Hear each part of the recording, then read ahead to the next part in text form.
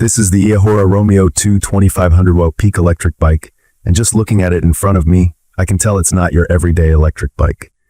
This thing looks absolutely rugged with its fat 20 by 4.5 inch tires, massive dual suspension, and that vintage-inspired frame. It's got a unique, almost motorcycle-style vibe, thanks to the bold lines and the chunky high-strength aluminum build. The seat is extra wide and soft, a faux leather saddle that immediately makes you think about comfort over those long rides. The handlebars are pretty straightforward, but packed with a few surprises, like a colorful smart display and app controls. Honestly, I was a little bit intimidated when I first saw it because of its size and the amount of tech built into the bike. From my experience, the first thing that really jumps out when you hop on the Romeo II is the sheer power. It's got two motors, each rated at 1250 watts, giving a combined peak output of 2500 watts. For anyone new to e-bikes, that basically means this bike can launch you forward way faster than most electric bikes out there and climb steep hills like a champ. There are 4 drive modes you can choose by pressing a button: front, rear, dual, and something called super dual drive. Honestly, I thought I'd stick to just basic pedal assist, but this is so much fun to play with. It's easy to switch between modes too, especially when you're hitting some rough patches or want a little extra kick on a hill. The battery here is no joke. The eAhora Romeo II comes with a 5260 Ah battery, which impressed me right out of the box. In normal language, that means this bike is built for distance. It can take you up to about 200 miles on a single charge if you use pedal assist moderately and don't just full throttle it the whole time. That kind of range makes it perfect for those who like long rides, whether it's for commuting or exploring trails on the weekends. I don't think I've ever worried about running out of battery, thanks to the range and the built-in BMS, which is a smart monitoring system that protects the battery from overheating or overcharging. On cold mornings or hot summer days, this battery holds up really well. Another key feature that stood out is the full suspension system, and this one's not just for show. The custom hydraulic fork up front, combined with a multi-function rear shock absorber, smooths out every single bump. You get that feeling like you're gliding, even over potholes or rough dirt. The dual hydraulic disc brakes are responsive and confident, bringing this heavy bike to a steady stop every time. That's huge for safety, especially when you're picking up speed or carrying extra gear. Visibility and comfort got a serious upgrade on this bike too. The headlight is crazy bright, 2000 lumens that light up the path ahead for over 100 feet. The rear light is smart, meaning it gets brighter when you brake. I ride before sunrise a lot, and this makes early commutes a lot less worrying. The wide fat tires are puncture resistant and grip well on different surfaces, whether it's sand, snow, or just rough pavement. Even though the bike is heavy, about 125 to 150 pounds, depending on what you add, once you're riding, that weight helps stability. But yes, moving it in and out of tight spaces or lifting it onto a rack can be awkward if you're not used to it. When it comes to controls and app connectivity, there's a lot to like. The Romeo II has this full-color display that's easy to read, even in sunlight, with information like speed, battery left, and distance traveled.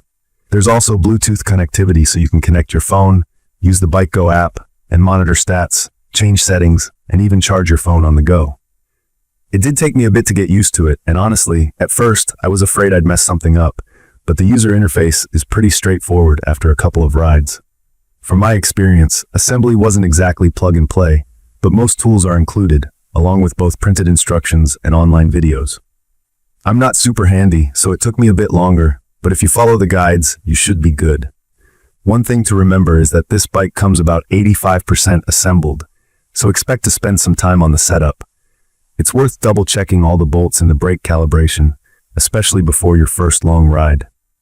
I'll be honest, I was a bit worried about the weight when I first unboxed it, and it's definitely something to consider if you live in an apartment or need to carry your bike upstairs. For me, though, once it's on the road or trail, the extra heft feels like an advantage more than a problem because you feel stable even at higher speeds. The maximum speed here is around 40 miles an hour, which is wild for an electric bike and honestly more than enough.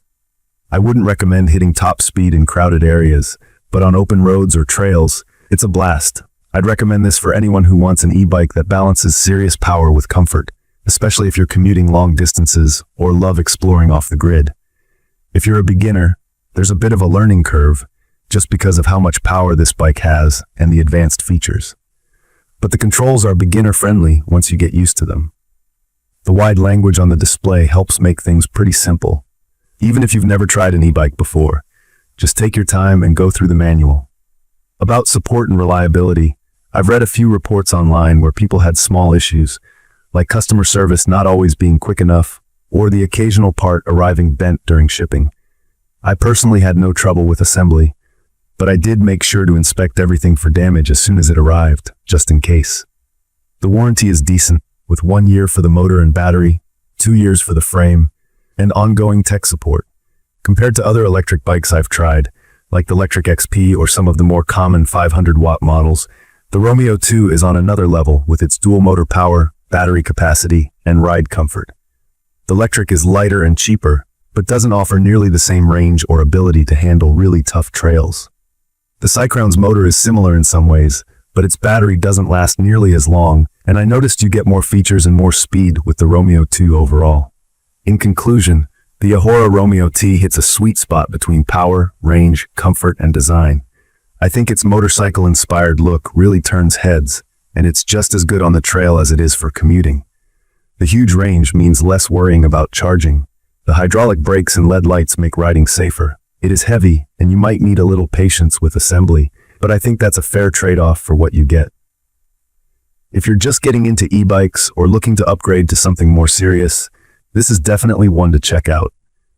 It brings so many key features together in one package. If you enjoyed this quick review or found it useful, don't forget to subscribe to the channel and leave your thoughts in the comments. Thank you for watching.